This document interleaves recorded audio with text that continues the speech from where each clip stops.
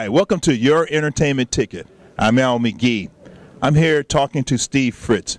Steve writes about animation, and he's been watching animation for a very, very long time, since he was a young kid. And you know, he gets paid for watching animation. But let Steve explain it to you. How you doing, Steve? Welcome to the show. Doing good, doing good. I actually have been writing now about animation for, believe it or not, nearly 20 years.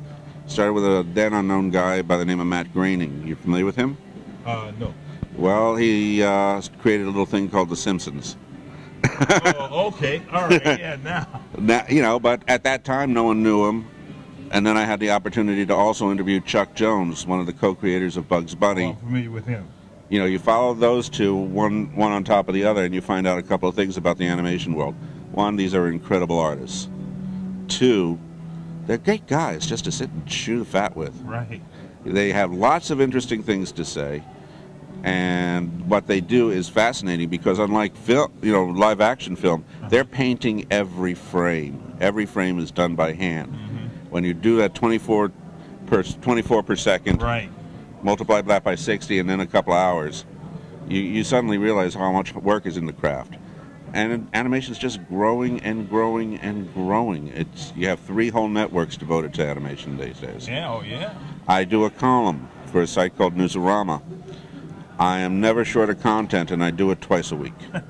You know, I grew up watching cartoons just for the enjoyment of it, and especially on Saturday mornings now. But now cartoons are on every day, and that was one of my dreams when I was growing up. As you mentioned, it's 3 networks now dedicated to it. But now they're going to computers. Do you see the difference in that, or does that make a difference? Well, animation has always been about technology as much as everything else. You got to remember the first cartoon, which was done in 1906. Was just a guy manipulating chalk on a board. You didn't see his hand, you just saw the drawing. Then paper didn't happen until a year later, and then celluloid a couple of years later. And then you got geniuses like Max Fleischer and Walt Disney, who were not only brilliant artists, but were brilliant technicians. They did a lot of technical film innovation. Like what? Give me one. Okay, Max Fleischer invented rotoscoping. There isn't a film done today where some kind of rotoscoping isn't being done. A classic example of the modern application of rotoscoping is Beowulf. Oh man, that was a great animated example. What they did is they had real actors do the scenes, okay, and then they animated over them. It's a common animation technique these days. Every time you see those guys talking on the face, what you don't realize is the voice actors are being videotaped on top of it, and then the animators are drawing to get more lifelike expression. Wow. You know, I thought that was something new, just being created within, I'd say, in the last 10, 15 years. Rotoscoping was created in 1904. Wow. With a cartoon character called Coco the Clown. And Max Fleischer then went on, after Coco, to create Betty Boop, and get the rights to do the first Popeyes. Oh, and I remember the Popeyes. Right. Those early black and white Popeyes, that's all him. In fact, he had a studio down here in Miami for a bunch of years. And he did that, Superman, the early Superman, and films like Gulliver's Travels. You know, until Paramount kicked him out. I remember Gulliver's Travel. That was one of my best movies, cartoon movies at that time. Right, and that was Max Fleischer, and it was shot and produced right down here in Miami. Wow, that's exciting. Yeah, so nowadays, of course, you got computers heavily involved, and look at the results. Sometimes you get horrible stuff, but obviously you get films like WALL-E.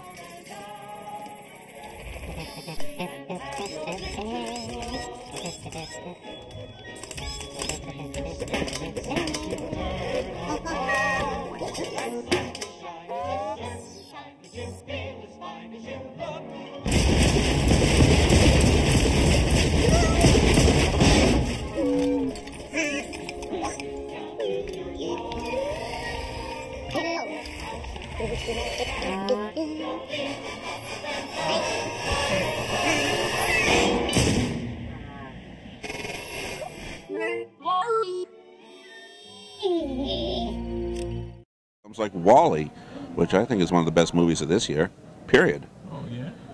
You know? Yeah, I enjoyed Wally. In fact, we gave it a good review on our station here in Your Entertainment Ticket. Yeah, well, Wally has 40 minutes of no real dialogue. How many films are brave enough to do that? You know? Not any, really. Yeah.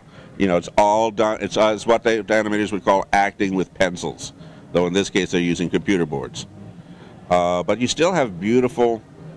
I mean, Disney is doing The Princess and the Frog, which is going back to traditional animation. It's going to star Aniki Nani Rose from Dreamgirls. Oh yeah, I remember her. Yes. All the score is by Randy Newman, and he's bringing in a lot of New Orleans jazzmen with him for the soundtrack. Ooh, that sounds exciting. You know, there's animation is as wide and deep a field as anything else out there. It's just most people in the United States treat it as kid stuff. It's not.